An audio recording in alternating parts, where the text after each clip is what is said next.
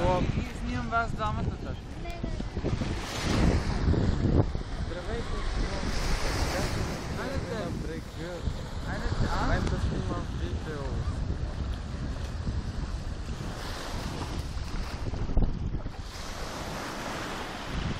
Хората обичат видеа, където се говори. Йони, кажи тати как се чувстваш на морето? Не чухме. Добре ли? Добре. Щастлива ли Само си? дето водата е много студена. А ти, Давид? Водата е прекрасна, слънцето пече и в момента сме на най-готвения плаж. И аз така мисля. Страхотно море имам тази година. Просто е прекрасно. Дори да духа вятър, като си на морето, всичко е идеално.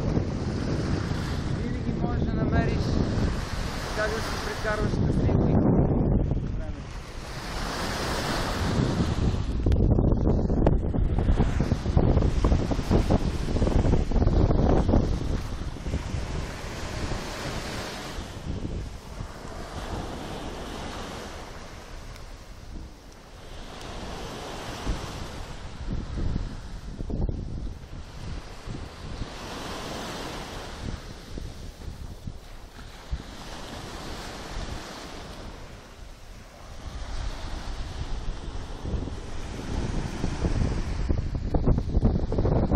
Ето тук сме на Журналист.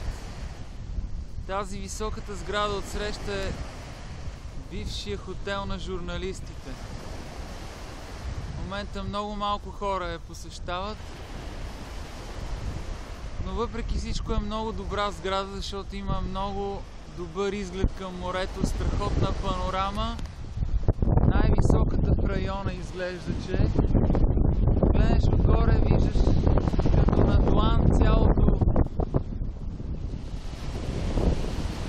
крайбрежие. Там може да изправиш по-кратко. Ивицата е достатъчно дълга, с много плажове Максимум и една свободни зони, където можеш да се настаниш добре. Има и платени, разбира се, и те не са малко. Това горе, дето се вижда като дворец, е руския хотел. Тук има много такива.